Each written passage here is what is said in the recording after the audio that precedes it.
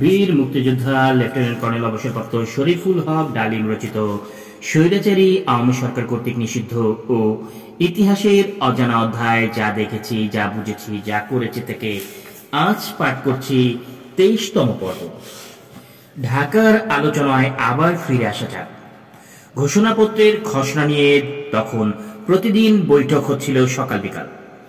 আলোচনা চলছিল দুই পর্যায়ে, প্রেসিডেন্ট এবং মুজিবুর রহমানের মধ্যে এবং দুই পক্ষের বিশেষজ্ঞদের মাঝে। প্রেসিডেন্টের পক্ষে বিশেষজ্ঞ ছিলেন জাস্টিস কর্নওয়ালিস, জেনারেল পীরজাদা, জনাব এম এম আহমেদ।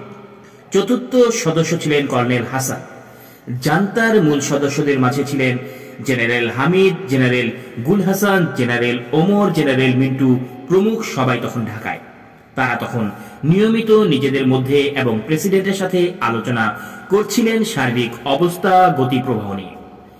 আলোচনায় কেন্দ্র ও প্রাদেশিক অর্থনীতি এবং অন্যান্য প্রাসঙ্গিক ভবিষ্যৎ সম্পর্কের বিষয়গুলো মূলত প্রাধান্য পাচ্ছিল। কর্নেল হাসানের মতে, প্রেসিডেন্ট যখন শেখ মুজিবের দাবিগুলো সমঝোতার ভিত্তিতে একের পর এক মেনে নিচ্ছিলেন, তখন জেনারেলরা প্রেসিডেন্টকে সতর্ক করে দিয়ে বলেছিলেন, জাতীয় সরকারকে দুর্বল করা হলে তার পরিণতির জন্য প্রেসিডেন্টকেই দায়ী থাকতে হবে।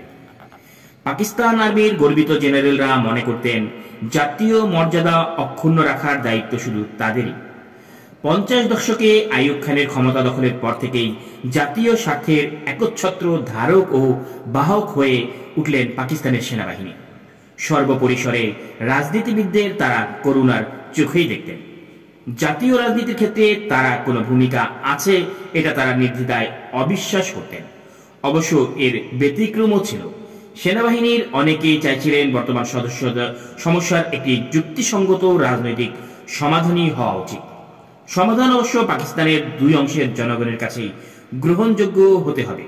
তখনকার পরিবেশে সেনাবাহিনীর বৃহৎ অংশ এবং পশ্চিম পাকিস্তানের সাধারণ জনগণ স্বাচ্ছন্দ্যে শেখ মুজিবকে প্রধানমন্ত্রী হিসেবে গ্রহণ করতে প্রস্তুত ছিল।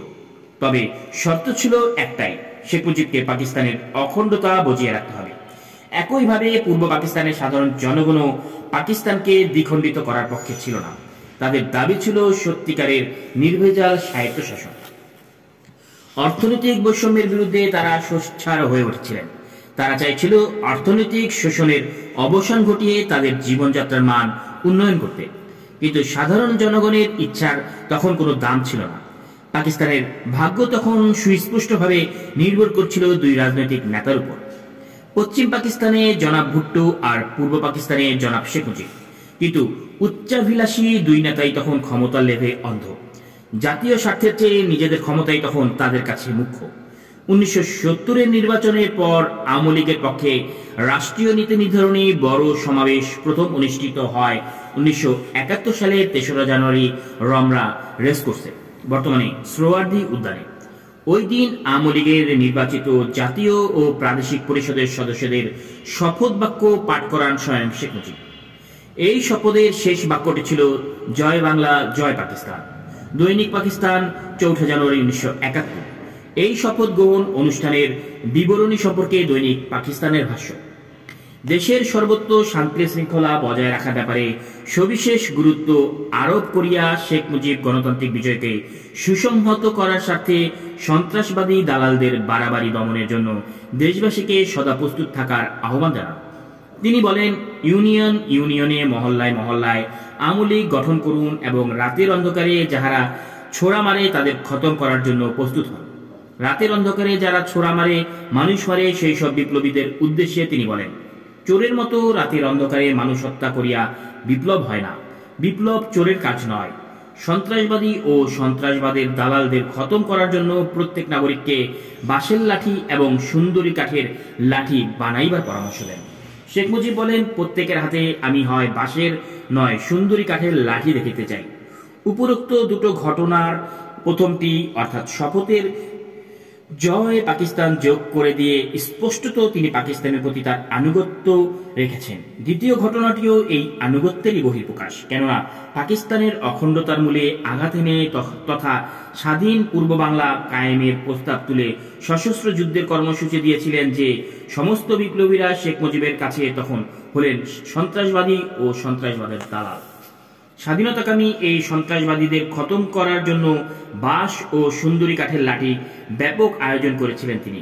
একই ভাষণে জেনারেল ইয়াহিয়া খানকে তার প্রতিশ্রুতি রক্ষা করার জন্য ধন্যবাদ এবং অভিনন্দন জানিয়েছিলেন শেখ মুজিব।